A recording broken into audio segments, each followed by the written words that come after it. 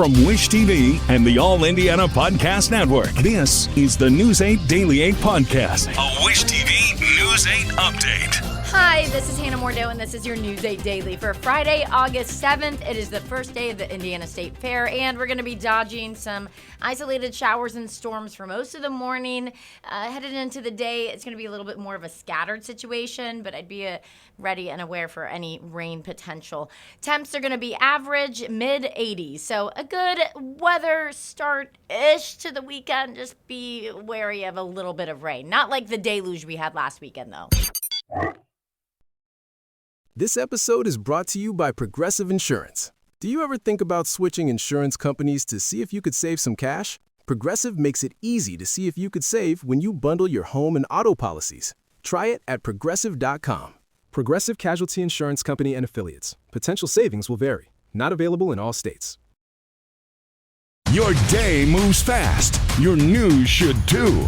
That's why there's a new and improved Wish TV app, bringing you more local news, breaking alerts, live streaming, weather forecast, radar, and Indiana sports, all in one place.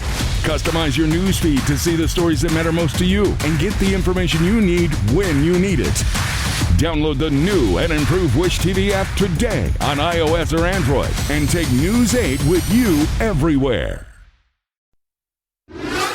The Indiana State Fair starts today. That means food, vendors, agriculture, and of course, rides. But there's plenty of work that goes into making sure those rides are in good condition. News 8's Dante Stanton went along for the inspection. All aboard the State Fair train, the newest ride at the fairgrounds this season. Just because it's new doesn't mean it won't go through the same lengthy inspection process as all the other rides on the fairgrounds that you know and love. Good.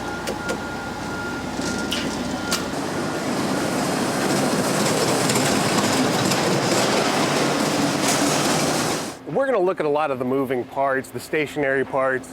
One of the most important things are each of these cars are going to be inspected. Mike Gann of the Indiana Department of Homeland Security walking us through the work that's done to keep rides like the Bullet Train in tip-top shape. You can see the Teflon casters, the wheels that are on each of these cars.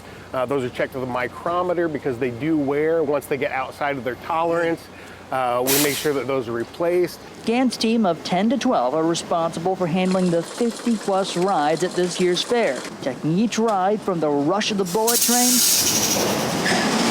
to the leisurely new train ride. You think of it as inspecting one ride, but really we're performing multiple inspections on different types of equipment, different pieces of equipment, different moving parts. One inspection, it typically ends up being about 30 or so different inspection points. If you make it out to the midway before the ride starts up, you might catch Gann and his crew going about their daily checks. We'll come out before the rides open and start running. We'll do a walkthrough of every ride. We're going to check the fencing. We're going to check safety signage.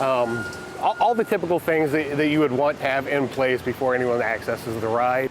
Now remember, every single ride has documents and a thorough checklist to make sure that you stay safe at the fair this season. Reporting in Indianapolis, Dante Stanton for Wish TV and WishTV.com.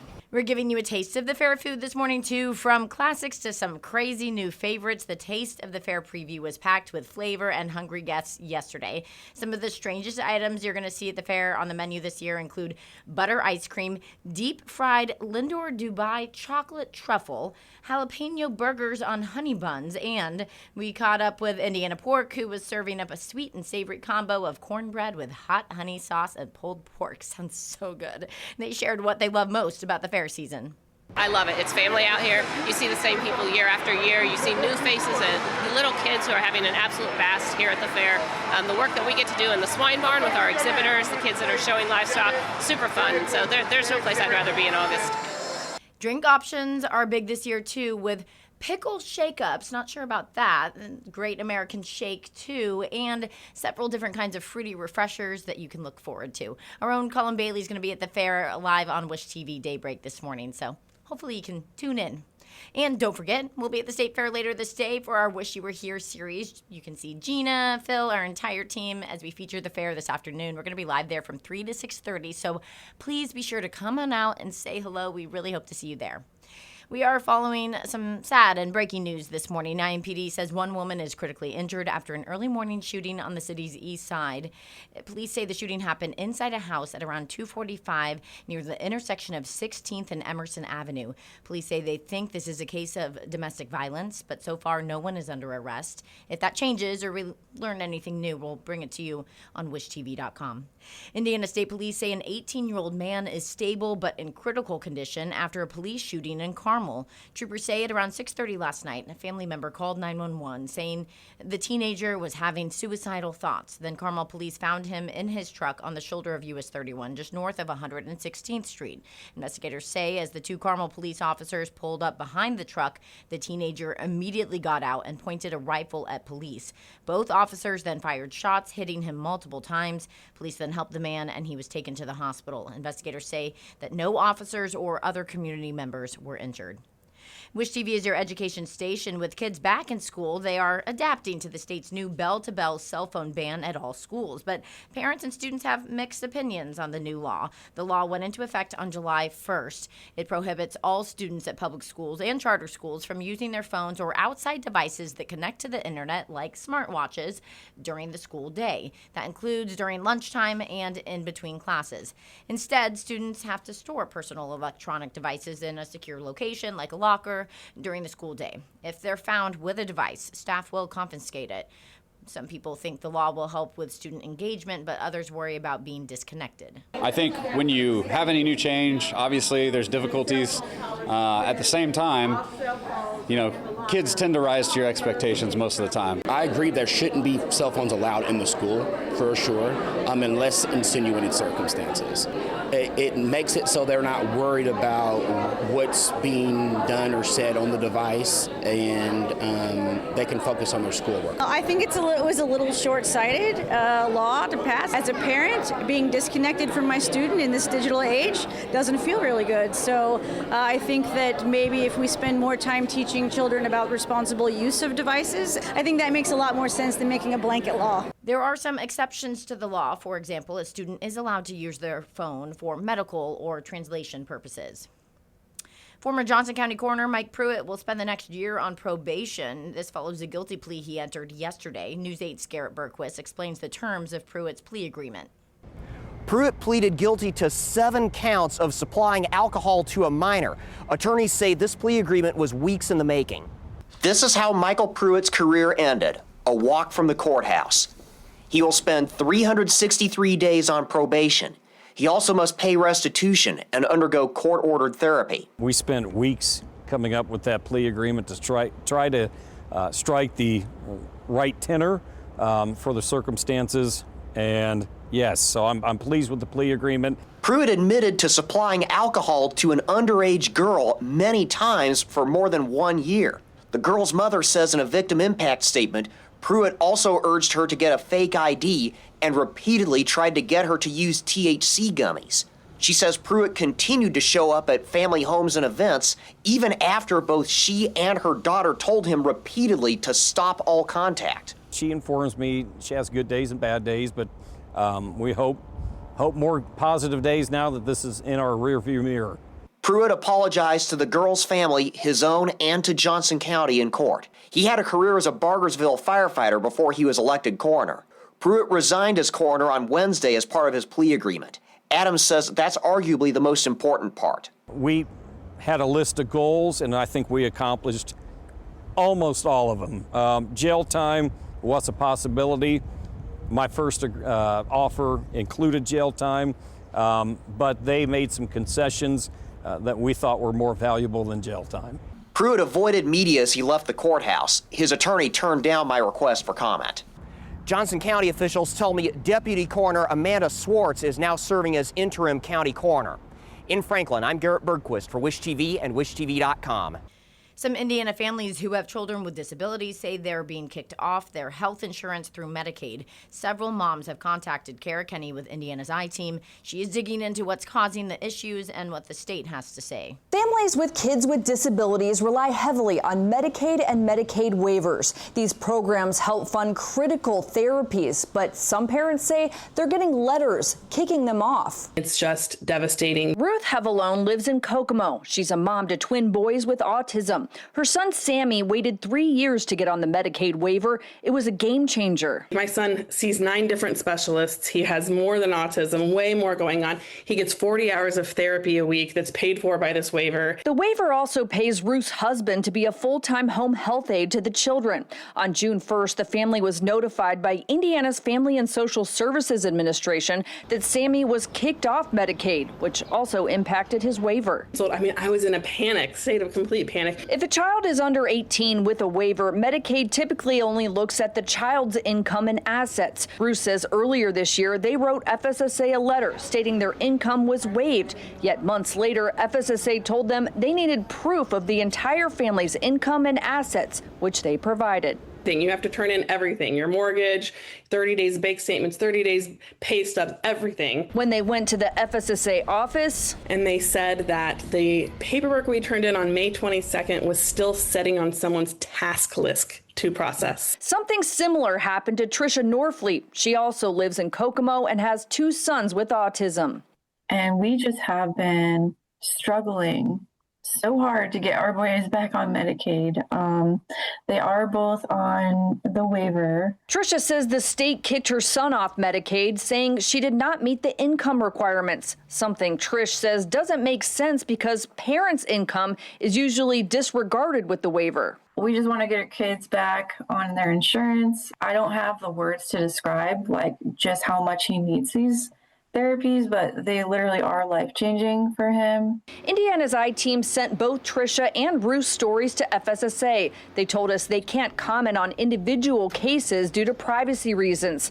FSSA says it's collecting parental income in case of future changes, but emphasizes it is not being used to determine eligibility. On the best days, it's confusing. We asked ARC of Indiana to weigh in. One of the things I'm seeing is paperwork errors. They're an organization that advocates for families with disabilities. I have probably consulted on or worked on more Medicaid appeals in the last 2 years than I have in the 10 years before combined. Carly Shortino-Poulter says in some cases, people are getting cut off because they never got a letter from FSSA asking for certain information in the first place. It's an automated situation, and because their paperwork hasn't been processed and been uploaded into the computer system turns it off, and then it's harder to get back on. Will Coulterjan worked for FSSA for 12 years. He says a new assessment tool is leading to more denials. And that assessment tool, they say, is scientifically proven to do a better job at determining the person's level of care. Under the old assessment system, FSSA's denial rate for Medicaid waivers was 0.02%, and it's currently at 6%. FSSA tells us, importantly, eligibility standards have not changed. The improved assessment process simply provides a more accurate picture of an individual's current needs. Will is now running for state representative in the hopes of helping families. I believe the solution is we need to invest in services. Will helped Ruth resolve her son's Medicaid issue. If it took a single email to get her son re-enrolled in a matter of hours, that proves to me that cut was arbitrary and should have never happened in the first place. Bruce says the system needs to change. They need to figure out how they are not going to cut off services for people of disabled children. That is an absolute. I'm Kara Kenny with Indiana's I-Team. FSSA went on to say the new process is more accurate, more consistent, and better aligned with federal requirements and long-standing program expectations. We understand the concerns raised and are carefully reviewing each case to ensure decisions are correct, consistent, and fair. Facebook's parent company Meta is celebrating its America's Workforce Academy and the graduation of its first Indianapolis class. The 4-week program is powered by a $115 million investment from Meta. It trains thousands of workers for high-demand skilled trade jobs like data center construction. People in the program don't need any experience, and Meta covers the expenses. The training center in Indianapolis is one of 4 pilot locations in the country. The manager of the center says the program will help strengthen Indiana's workforce. This is a big thing for Indiana. You get local people coming through here, learning this stuff, and staying local, doing some of their jobs here. You couldn't ask for anything more. The program's first graduating class had more than 55 students. Each of those graduates is leaving the program with a guaranteed job. Sports now. The Colts had the day off from training camp today, but they held their annual night practice yesterday. Andrew Chernoff was at Grand Park and talked to Jonathan Taylor about his new contract extension.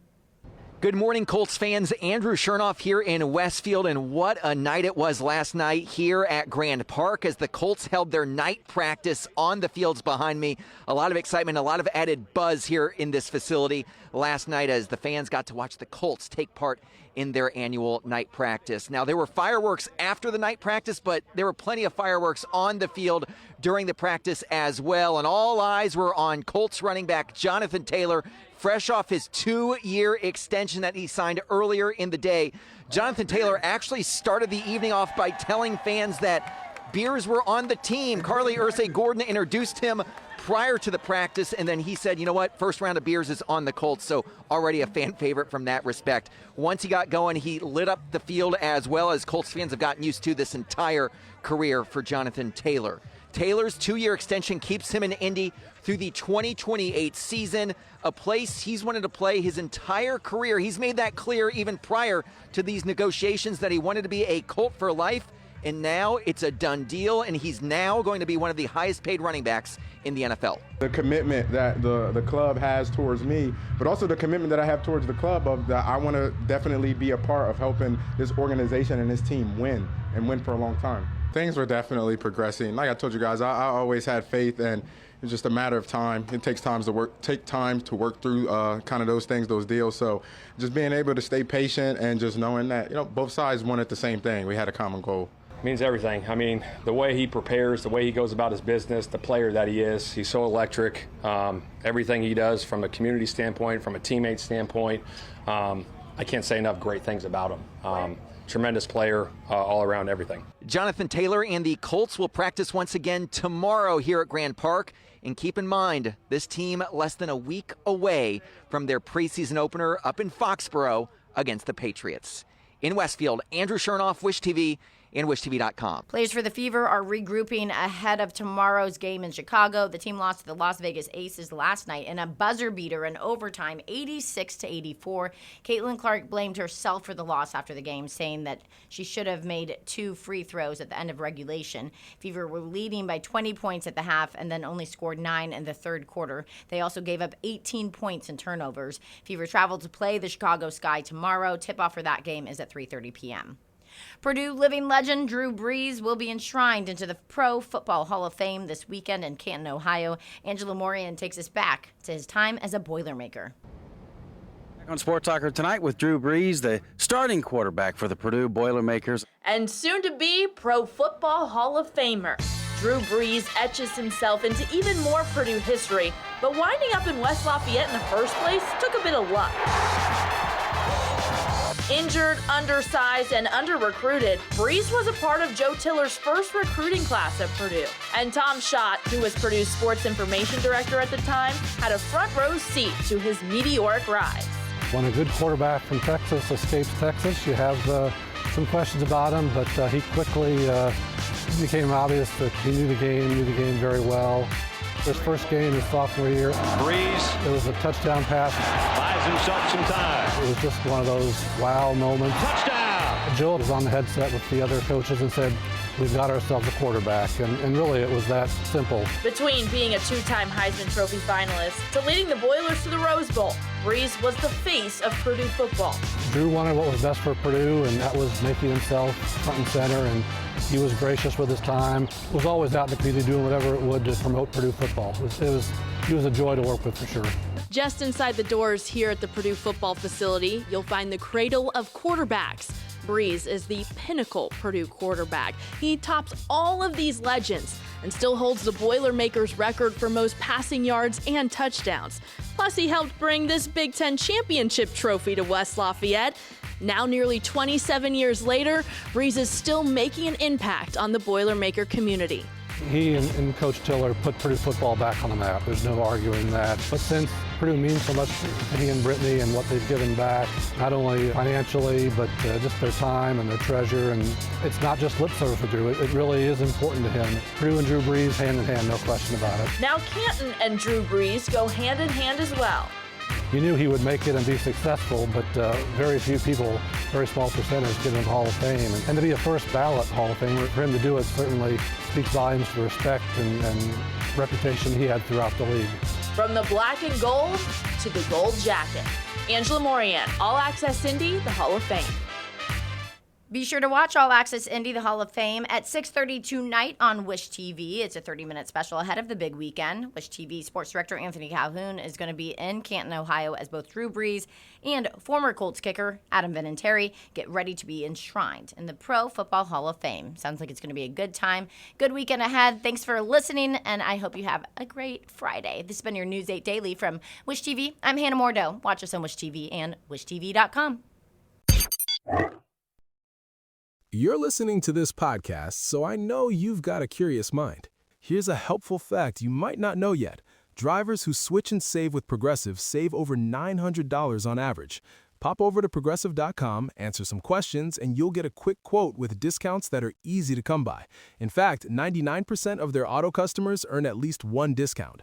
Visit Progressive.com and see if you can enjoy a little cash back. Progressive Casualty Insurance Company and Affiliates. National average 12-month savings of $946 by new customers surveyed who saved with Progressive between June 2024 and May 2025. Potential savings will vary. This is the News 8 Daily 8 podcast, a Wish TV News 8 update on demand. For even more, on demand and on the go. Connect with Wish TV on Facebook at wishtv.com and on the free Wish TV mobile app. Thank you for listening. And be sure to like, subscribe, and follow this podcast for updates every weekday morning on the All Indiana Podcast Network and wherever you get your podcast.